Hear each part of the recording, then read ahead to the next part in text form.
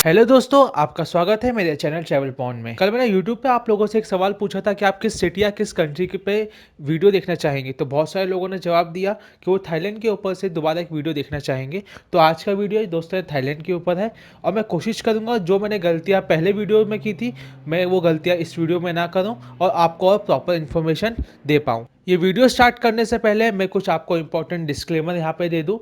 मैं जो भी इन्फॉर्मेशन आपको दूंगा फ्लाइट के बारे में, वीज़ा के बारे में, अकोमोडेशन के बारे में, उन सब का लिंक मैं डिस्क्रिप्शन में डाल दूंगा ताकि आपको उसको ढूंढने में परेशानी ना हो। साथ में जब भी लोग मुझसे करेंसी के बारे में सवाल पूछते हैं कि आपने कौन सी करेंसी बताइए, इंडियन या वॉट एवर द कंट्रीज, तो मैं जब इंडियन रुपीज़ का नाम लूँगा तो वो इंडियन करेंसी में होगा। अगर मैं थाई बात का नाम लूँगा तो थाई बात पे होगा। तो इस बात पे ध्यान दें।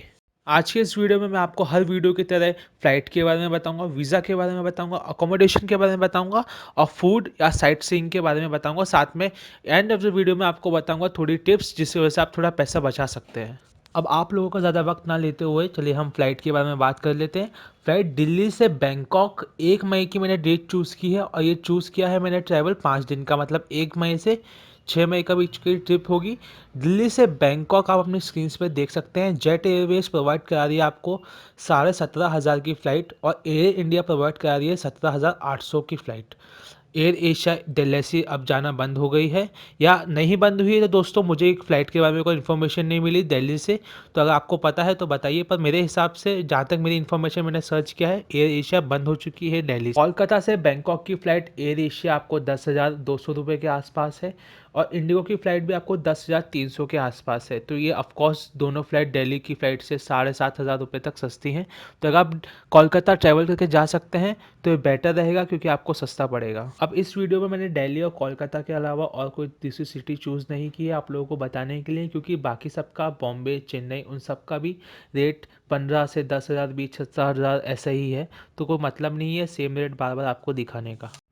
अब कुछ लोग सोच रहे होंगे कि हमने फ़्लाइट देखी है 5,000 की, 6,000 की कोलकाता से बैंकॉक के लिए, तो उस फ़्लाइट की आपको सच्चाई बता दूँ। हाँ, फ़्लाइट जाती है पर बैग अलाउंस आपको बिल्कुल नहीं होता है। आपको सिर्फ एक बैग का अलाउंस होता है जो आपकी पीठ पे टंगा होता है।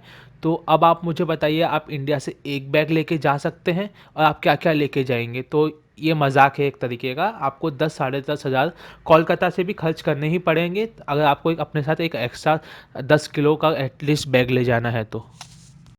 अब ये तो हो गई दिल्ली से या कोलकाता से बैंकॉक की बात। अब बात कर लेते हैं उन लोगों की जो डायरेक्ट सोच रहे हैं फुकेट जाने की, बैंकॉक को अपनी ट्रिप में इंक्लूड ना करने की या बाद में इंक्लूड करने की। तो आप देख सकते हैं अपनी स्क्रीन पे सिंगापुर एयरलाइंस आपको 17,000 17,500 के बीच में फुकेट डायरेक्ट ले जाएगी और एयर एशिया की फ़्लाइट आपको 16,500 के आसपास ले जाएगी। ये भी 17,000 के करीब ही है। फ़्लाइट के बाद बात कर लेते हैं वीज़ा की। वीज़ा जब मैंने पहला वीडियो बनाया था तो मैंने उसमें बोला था 1,000 बाहत वीज़ा फ़ी है। फिर मुझे बहुत लोगों ने बोला कि वीज़ा फ़ी 1,000 बाहत से 2,000 बाहत हो चुकी है।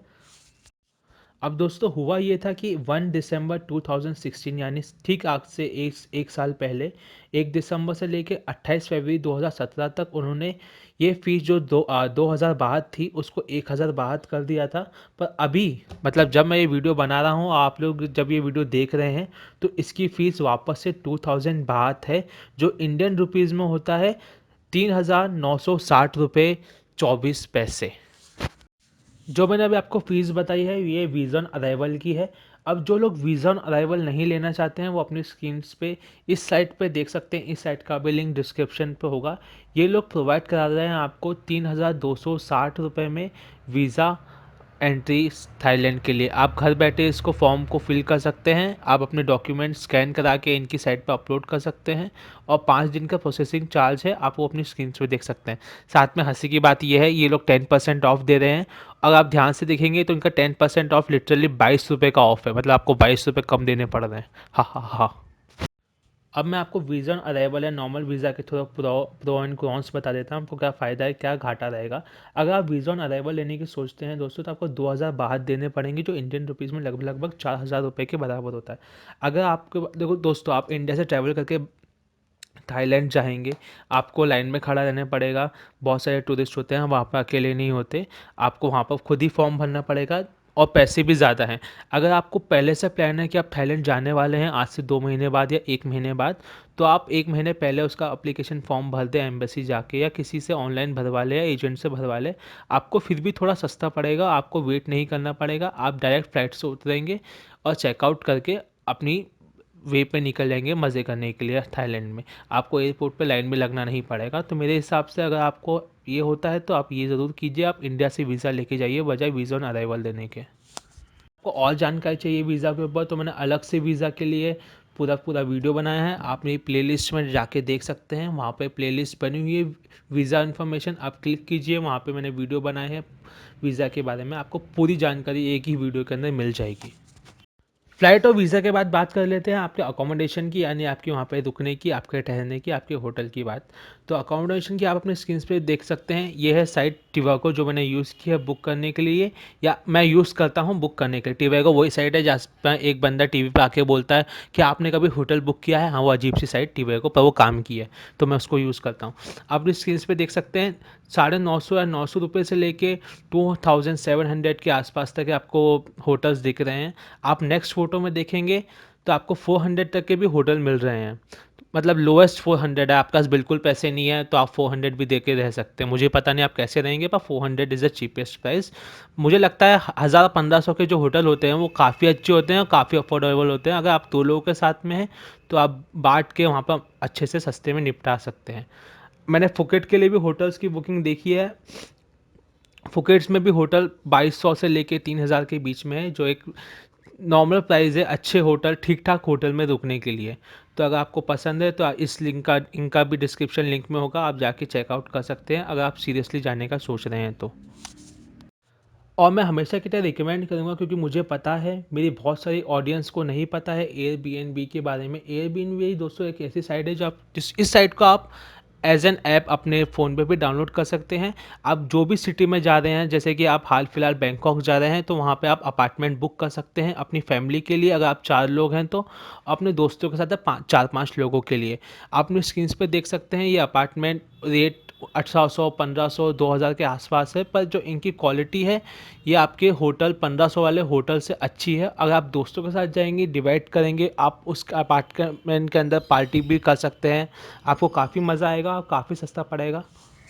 तो अगर आप बैंकॉक में मज़े करने जा रहे हैं, यानी पार्टी वार्टी करने जा रहे हैं अपने दोस्तों के साथ, तो मैं रिकमेंड करूँगा आप एयरबीएनबी को इस्तेमाल कीजिए। आपको सस्ता पड़ेगा, आपको मज़ा भी आएगा। अब फ्लाइट, वीज़ा, अकोमोडेशन के बाद बात कर लेते हैं फूड की, क्योंकि इंडियंस के लिए फूड जीने से ज़्यादा इंपॉर्टेंट है। तो चलिए बात करते हैं आपके खाने पीने की।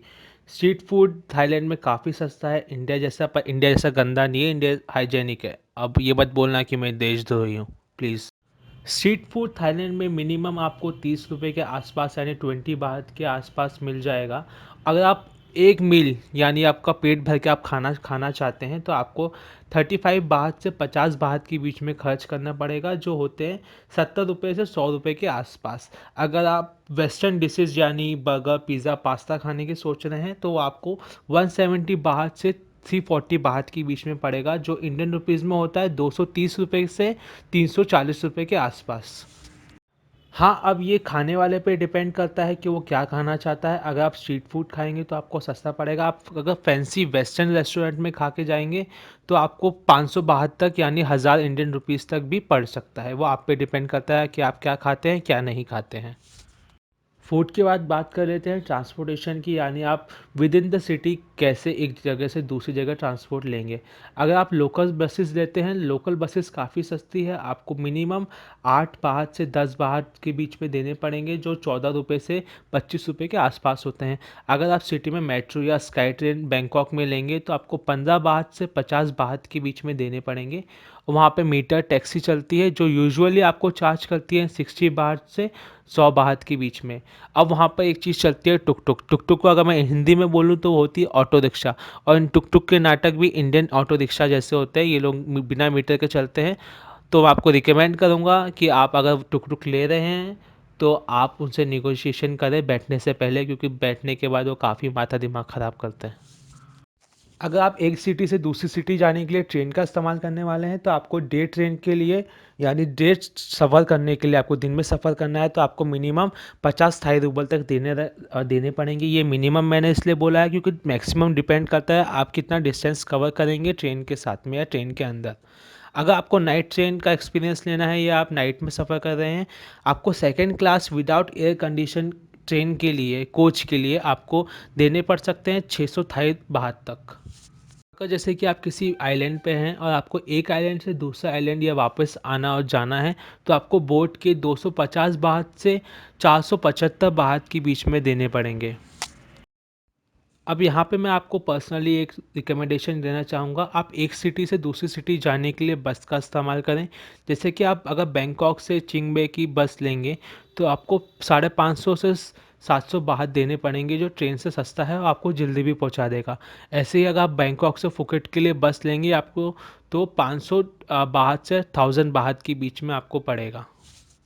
अब बात कर लेते हैं एक्टिविटीज़ की। एक्टिविटीज़ यानी आप म्यूज़ियम जाएंगे, पार्क जाएंगे, नेशनल पार्क जाएंगे तो उनका जो टिकट होता है most of the parks and national museum उनका कॉस्ट होता है 50 बाहत टू 100 बाहत के बीच में। ये बात ध्यान रखने वाली है, अगर आप ग्रुप में हैं तो आप निगोशिएशन कर सकते हैं, अगर आप 2-3 बंदे हैं तो आपको ज़्यादा निगोशिएशन आप नहीं कर पाएंगे, आपको उतने ही पैसे देने पड़ेंगे।